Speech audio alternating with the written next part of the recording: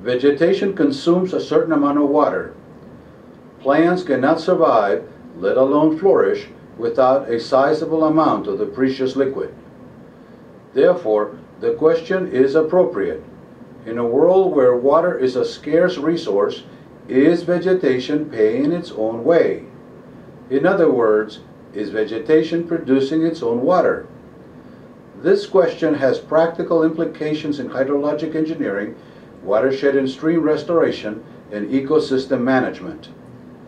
We must first answer the related question: does vegetation produce water? And if so, how much? Does it produce more water than it consumes? If it produces more water than it consumes, vegetation would be an asset. If not, it would be a liability. Here we endeavor to explore the relation between land, water, plants, and energy.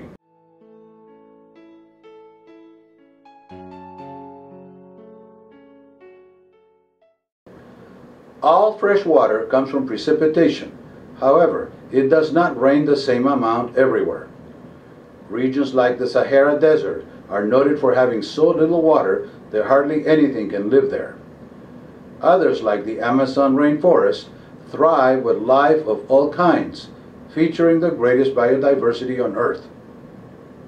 Something must make deserts different than rainforests. It may be argued that it rains more in a rainforest. Thus, there is more water and consequently more vegetation. So the focus shifts to, why does it rain more in a rainforest? Or better yet, why does it rain? Which leads to, how does it rain?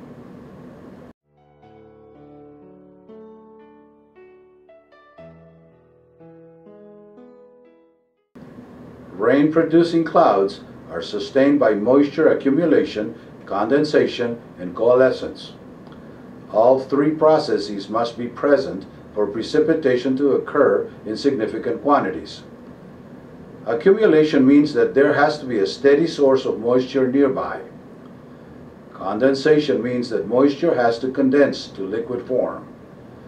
Coalescence means that the liquid drops have to acquire enough size and weight to precipitate. In regions where it rains a lot, all three of these processes are very active. Conversely, in arid regions, any one of these processes may be lacking or weak enough to hamper or limit raindrop production. Atmospheric moisture varies within a narrow range. In humid regions, atmospheric moisture is 45 to 50 millimeters, while in polar and arid regions it is 2 to 15 millimeters. Thus, moisture is 4 to 5 times greater in humid regions than in arid regions, yet rainfall can be more than 100 times greater. Therefore, we conclude that moisture availability by itself does not explain the entire phenomenon. Condensation is very important for rain formation. The easiest way for moisture to condense is through cooling, and nature provides various ways for moisture-laden air masses to cool down. That is why there is so much precipitation in the earth. Global terrestrial averages are approximately 800 millimeters per year.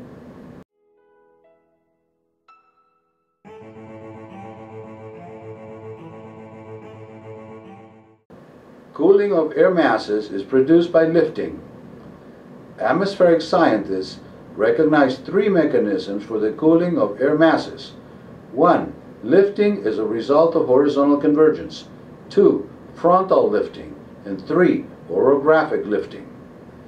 These three processes have a distinct physical flavor.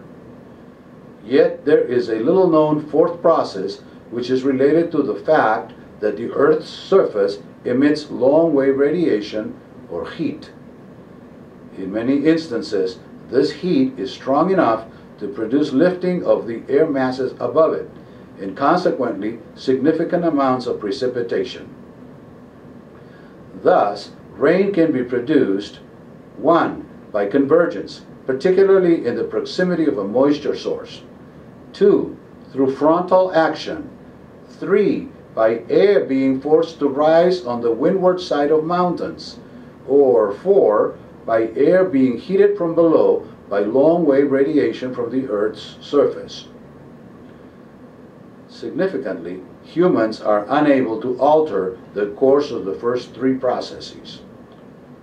Latitude determines the amount of lifting and precipitation, but it cannot be changed arbitrarily. Proximity to oceans determines moisture availability, but geographical locations are fixed. The presence of nearby mountains determines lifting, but mountains cannot be moved. On the other hand, humans can have a say on the Earth's surface condition and texture. They can change it at will. In fact, they have been doing just that for the past 10,000 years. Changes from forest to range, from range to agriculture, and from agriculture to urban modify the character of the Earth's surface, altering the long-wave radiation balance.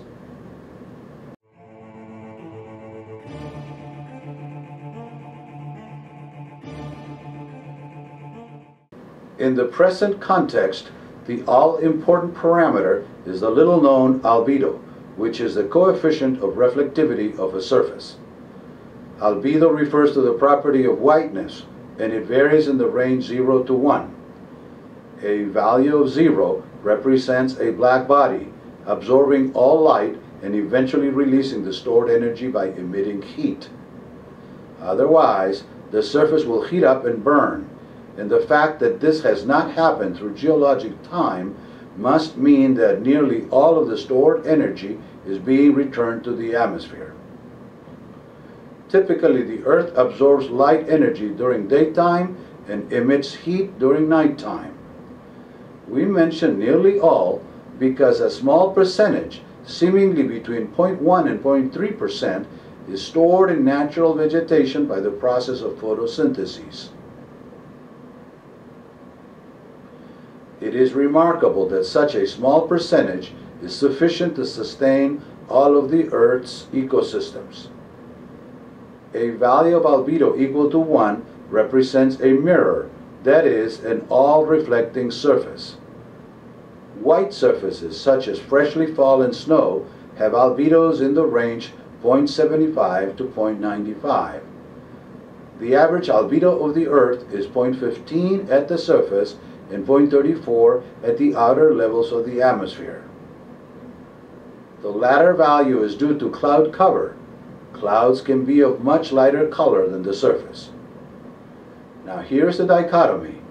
The albedo of a rainforest is in the range 0.07 to 0.15, while that of a super arid desert is 0.3 to 0.6, about 4 times more. Thus, rainforests will take in more light and release more heat, about 4 times more on the average than deserts. Rainforests have an intrinsic means of producing rain by heating the air above. Deserts, on the other hand, lacking sufficient heat from below, are unable to produce lifting, instead producing the opposite effect, subsidence, which hampers rain. That is why deserts are usually cold at night.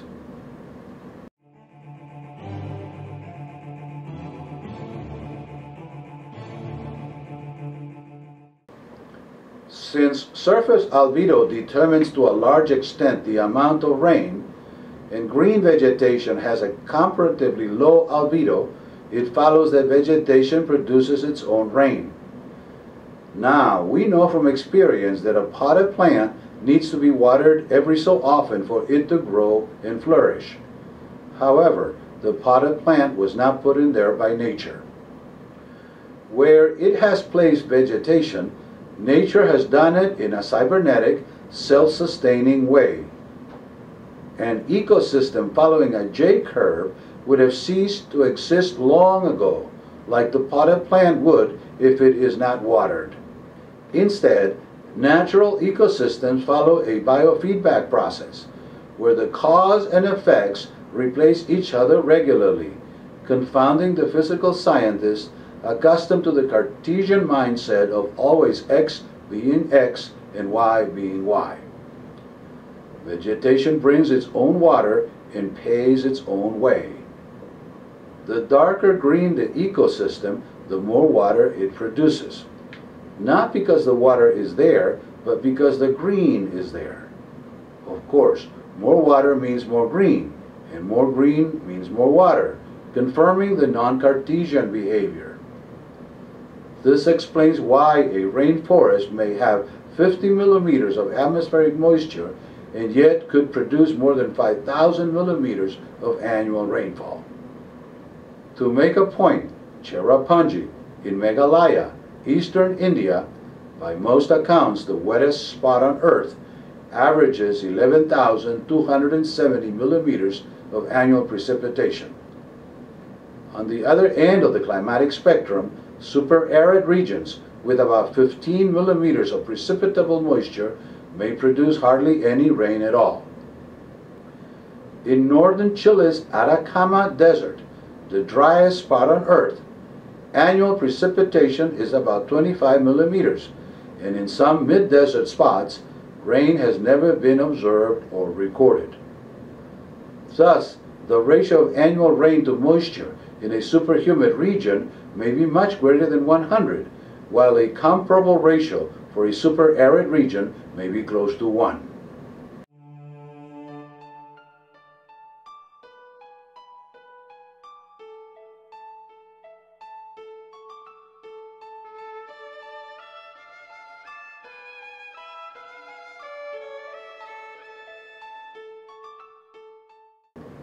Of all the factors that contribute to the formation of precipitation, none is more subject to anthropogenic alteration than surface albedo. Generally speaking, a decrease in forest areas will lead to less rain.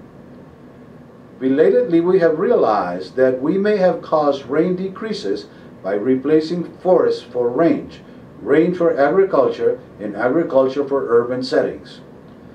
This process, which has been going on for a long time, is self-defeating. If we tamper or otherwise reduce or eliminate vegetation, we are tampering with the hen that lays the eggs. A sustainable strategy must be predicated on ecosystem preservation and conservation. Preservation of the remaining forests, coupled with conservation management of the regions that have been subjected to anthropogenic alteration. Returning to pristine conditions is panacea. The best we can do is to stop the process of albedo increases and consequent gradual disappearance of the water resources of the earth. We reckon that climate change is also possible on a regional context.